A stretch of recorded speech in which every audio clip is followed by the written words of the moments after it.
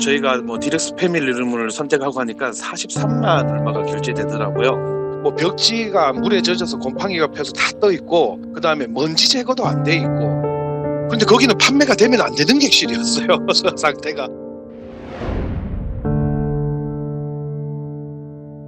제가 경북 안동이거든요. 6월 17일 날 가족들과 이제 서울을 여행을 간다고 급하게 숙소 예약을 한다고 검색을 했는데 BTS 페스타 공연이 서울에 있어서 만실이 되었고 잘 잡히지가 않더라고요. 아빠 사이트로 연동되는 곳에서 예약을 했는데 저희가 뭐 디럭스 패밀리룸을 선택하고 하니까 43만 얼마가 결제되더라고요. 출발을 해서 집사람이 검색을 하더라고요. 정말 오래됐고 뭐 지저분하고 뭐 이런 호텔이라고 후기들이 많아서 정말 컨디션 좋은 호텔들을 뭐 예약할 수 있는 금액인데, 저는 뭐 환불이 되면 환불을 하자 그래가지고 제가 전화를 드리니까 환불은 절대 안 된다고 하셔서.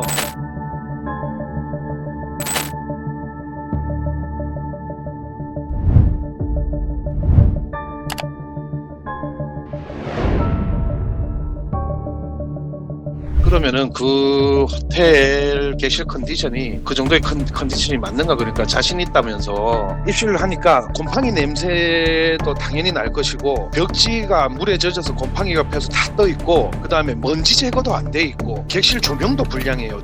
프론트로 절연을 하니까 대뜸 얘기를 하는 게 매니저님이 환불은 안 된다고 하셨다. 아무런 조치를 취해 드릴 수가 없습니다라고 하길래 그럼 알겠다 하고 대실하고 다른 호텔을 잡아 잔 겁니다. 1월 예약하시고 이제 저희 호텔로 전화가 오셨어요.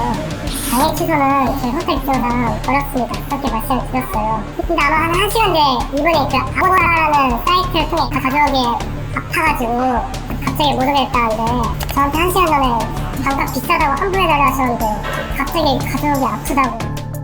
야간은 제가 아니고 다른 직원이었는데 손님이 한 방에 5분만 있다가 나가셨는데 확인하고 올라갔더니 문을 열자마자 이런 상태, 이불은 다 바닥에 나있고 일회용품도 다 바닥에 흩어져 있고. 안 했으면 좋겠지만 크게 있진 않은데 43만 원하고 환불을 안 받고 그냥 가신 거잖아요. 요금만 지불하고. 크게 다친 거 이해하지 마. 보통 이렇게 객실 컨디션에 대한 대응방식, 이불을 그냥 바닥에 던져버리고 일회용품을 바닥에 던지는 게 그게 좋지 않거든요.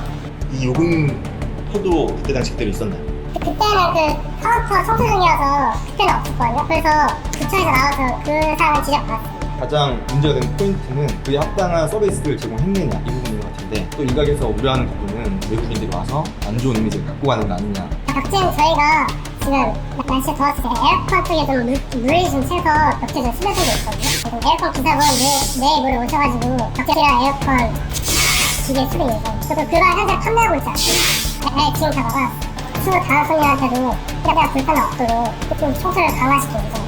이불을 패대기 쳤다 뭐 이렇게 얘기하시는데, 그게 패대기 친 이불인가요? 좀 가장된 것 같은데, 저는 그 침대 상태를 확인하려고 또 이불을 끌어내린 거예요. 그냥 그것까지 원상 복구하고 가야 됩니까? 객실료를 지불을 하고 들어갔는데 일회용품을 뿌려놓고 왔다 그러는데, 저는 뿌려놓지도 않았고요, 그런 기억도 없고요, 그렇게 할 이유도 없습니다.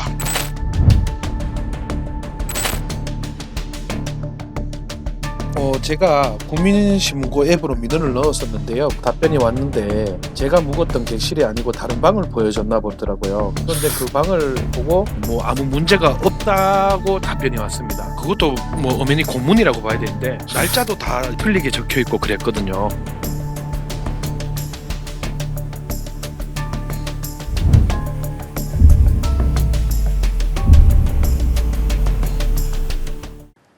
코로나19로 침체됐던 관광산업이 다시 회복되면서 외국인 관광객들도 급격히 증가하고 있습니다. 한동안 잠잠했던 바가지 상술도 다시 등장했는데요. 모처럼 활성화된 한국 관광산업에 찬물을 끼얹을 수 있다는 우려가 나옵니다. 김예린 기자입니다. 비가 오는 궂은 날씨에도 서울 명동거리는 쇼핑백을 든 외국인 관광객들로 북적입니다. 코로나19 방역 조치 완화에 따라 한국을 찾은 관광객 수는 지난해 4월과 비교해 1년 만에 7배 가까이 늘었습니다. 바가지 요금 피해 사례도 덩달아 늘고 있습니다. 명동을 찾은 외국인들에게 실제 바가지 요금을 겪어본 적 있는지 물어봤습니다. 전반적으로 음식이나 화장품 가격이 괜찮았다며 만족해하는 관광객들도 많았습니다. We really like the cosmetics and we buy many cosmetics. Yeah, like lipstick, and I browse many things we bought. We really like here. The price is okay for us and for the foreigner, I think. 하지만 바가지 상수를 겪어본 외국인들도 심심치 않게 찾아볼 수 있었습니다. I know the price will be about 10,000 won, but because I look like a tourist, they'll say, oh, it's 20,000 won or 25,000 won, and I'll say no, but then they'll try to convince me and tell me it's good quality.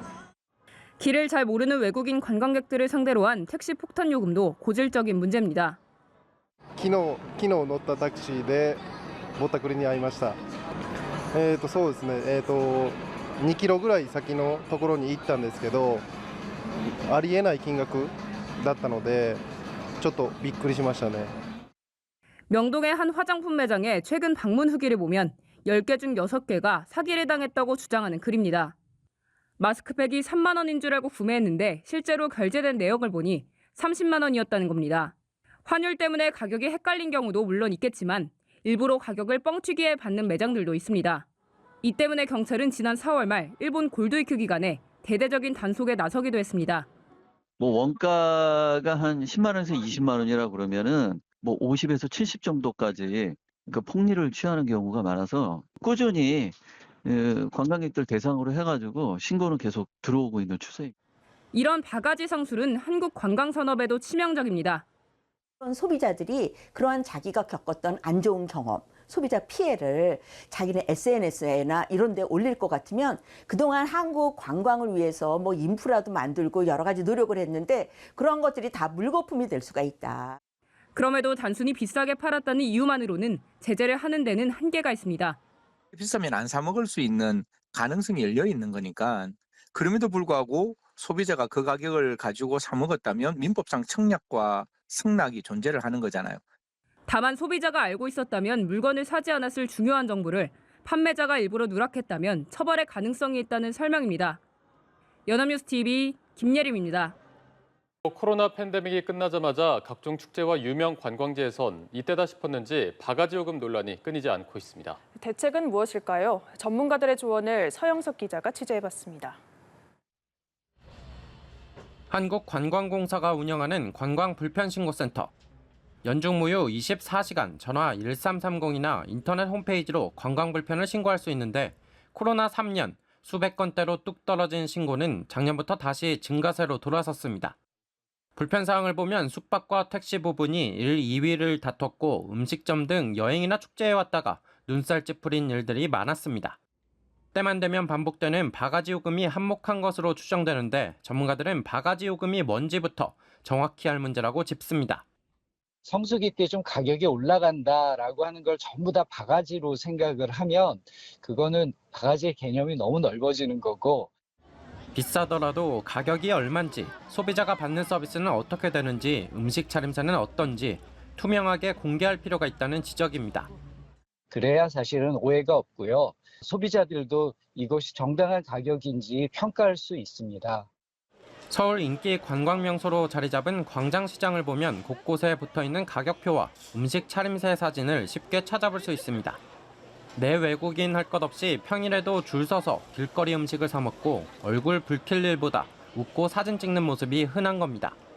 지방자치단체 등 주최 측에 보다 적극적인 대처가 필요하다는 지적도 빠지지 않습니다.